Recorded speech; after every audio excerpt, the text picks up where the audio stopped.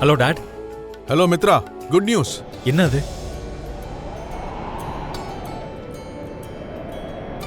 அந்த பிரவீன் மிட்டல் நம்மளை ஏமாத்தி வாங்கின ஷேர்ஸ் எல்லாம் திரும்ப நம்ம கைக்கே கிடைச்சிருச்சு.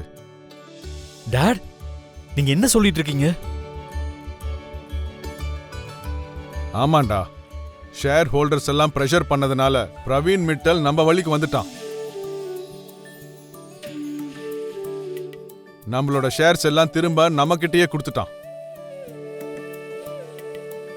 இந்த நல்ல செய்தியை கேட்க எத்தனை மாசம் ஆகுமோன்னு நினைச்சேன். அந்த பிரவீன் மிட்டல் நம்ம வழிக்கு வருவானா இல்லையான்னு பயந்துகிட்டு இருந்தேன்.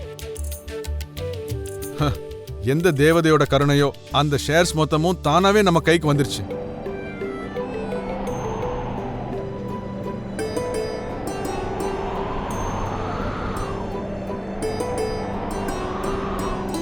அந்த குட் நியூஸ் எனக்கு தெரிஞ்சதும் உடனே நான் உனக்கு ஃபோன் பண்ணிட்டேன். முதல்ல உங்க ஃபேமிலிக்கு இன்ஃபார்ம் பண்ணிடுங்க. Okay doctor. சார், அந்த அம்மா உங்களை பார்க்க வந்தாங்களா? இல்லம்மா. அவங்கள உள்ள எங்கேயும் காணோம் சார். என்னம்மா காணோம்னு சொல்லிட்டு இருக்க? அவங்க அந்த குழந்தைய தூக்கிட்டு இங்க இருந்து போயிட்டு இருக்காங்க மேடம். அவங்க சுயநினைவு இல்லாததால அவங்களுக்கு முதல்ல பொன் குழந்தை பிறந்த விஷயமே தெரியாது. இங்க என்ன நடக்குது பாஸ்கர்? அவ யார்கிட்ட எதுவும் சொல்லாம எங்க போயிருக்கா? அவ உன் தங்கச்சி தானே? அவ என் சொந்த தங்கச்சி கிடையாது மேடம். இனி இந்த விஷயத்துல நம்ம டிஸ்கஸ் பண்ண வேண்டாம் மனிஷா. பாஸ்கர், இதெல்லாம் எதிர்பாராம நடந்துச்சா இல்ல ஏதாவது காரணத்துக்காக நடந்துச்சான்னு எனக்கு தெரியாது. ஆனா குழந்தை என் கைக்கு வந்த அடுத்த நொடி குழந்தையோட அம்மா காணாம போயிட்டாங்க. அதனால்தான் நான் குழந்தைய என் கூடயே கூட்டிட்டு போக போறேன்.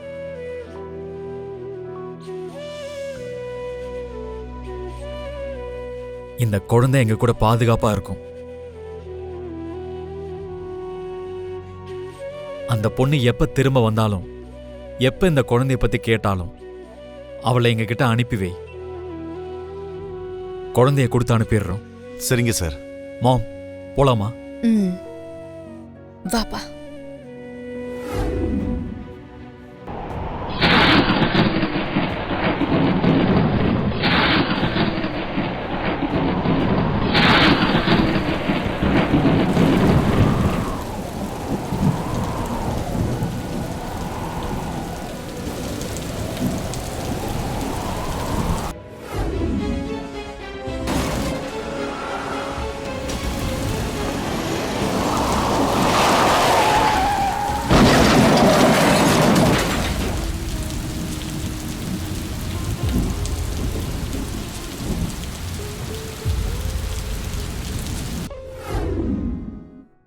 தேவயானி, தேவயானி, என்ன மாமா? சீக்கிரம் போய் ஆரத்தி தட்டு எடுத்துட்டு வா. எதுக்கு மாமா? சொல்றேன், நீ முதல்ல போய் எடுத்துட்டு வா.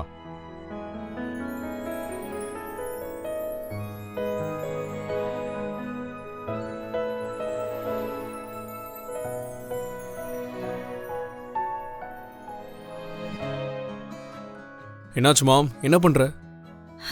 மாமா சுத்தி போடுறதுக்கு ஆரத்தியை ரெடி பண்ண சொன்னாரு. யாருக்காக? வேற யாருக்காக? மனிஷாக்காகவும் மித்ராக்காகவும் தான் இருக்கும். அவங்களுக்கு இதெல்லாம் எதுக்கு மாம்? ஊருக்கு போனதும் மித்ராவோட மனசு மாறி இருக்கும். மித்ரா கையால தாலிய கட்டிக்கிட்டு மனிஷா வந்துட்டு இருப்பா. அதனாலதான் அவங்க 2 பேரையும் வரவேற்க ஆரத்திய ரெடி பண்ண சொன்னாரு. நீ ஆசைப்படுறதுல தப்பு எதுவும் இல்ல. ஆனா அது உண்மையாகிற சான்ஸ் கண்டிப்பா இல்ல. அப்படி நடந்தாலும் அதை தடுக்கிறதுக்கு கெடுக்கிறதுக்கு நீங்க தான் இருக்கீங்கல்ல. இருந்தாலும் மனிஷாவோட காதல் பெருசு. அது கண்டிப்பா நிறைவேறும். பொறுத்து இருந்து பாரு. தேவயானி, எல்லாரும் வந்துட்டாங்க. ஆரத்தி எடுத்துட்டு வா. இதோ வர மாமா.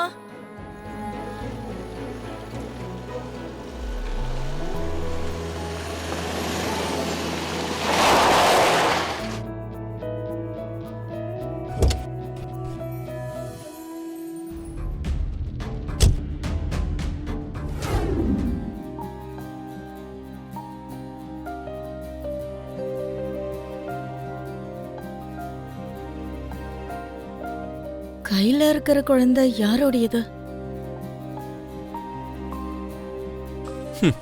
அவங்க கல்யாணம் பண்ணிக்கிட்டு வருவாங்கன்னு நீ நினைச்ச, ஆனா டைரக்டா குழந்தையோட இறங்கிட்டாங்களேமா.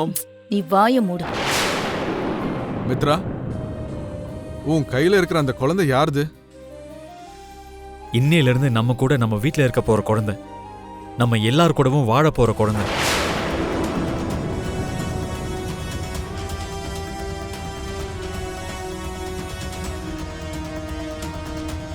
நீ என்ன சொல்லிட்டு இருக்கேன்னு எங்களுக்கு புரிய மாட்டேங்குது மித்ரா. மித்ரா, எவ்ளோ சொன்னாலும் புரியாத ஒரு கதைய 3 வார்த்தைகள்ல சொன்னா அவங்களுக்கு எப்படிப்பா புரியும் சொல்லு? நானே சொல்றேன். ஆக்சுவலா என்ன நடந்துச்சுன்னா,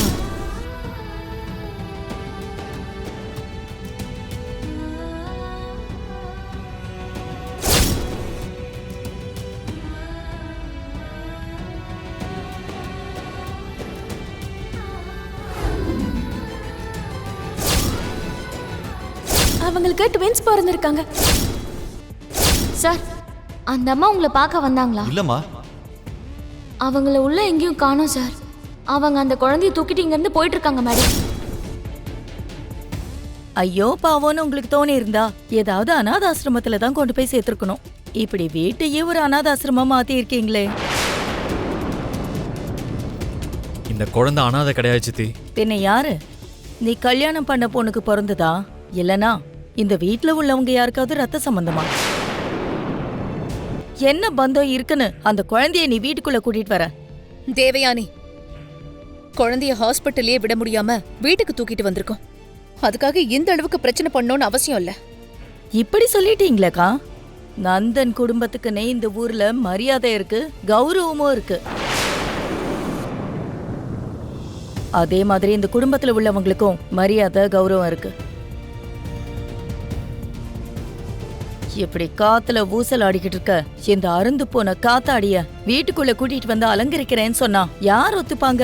இப்ப இந்த குழந்தை வீட்டுக்குள்ள வர்றதுக்கும் உங்களுக்கு என்ன பிரச்சனை சித்தி? இப்பதான் சொன்னல, சொந்தக்காரங்களுக்கும் யாரும் தெரியாதவங்களுக்கும் நிறைய வித்தியாசம் இருக்கு. இன்னையில இருந்து இவ என்னோட பொண்ணு. என்ன பேசிட்டு இருக்க மித்ரா? வழியில புடிச்ச இந்த தரித்திரத்தை வழியிலேயே விட்டுட்டு வர வேண்டிதானே? இப்ப வீட்டுக்குள்ளேயே கூட்டிட்டு வர நினைக்கிற? நீ இப்ப என்ன பேசிட்டு இருக்கன்னு உனக்கு கொஞ்சமாவது புரியுதா? எல்லாம் நான் புரிஞ்சுதான் பேசிட்டு இருக்கேன். எல்லாருக்கும் புரியணும்னு தான் நான் பேசிட்டு இருக்கேன்.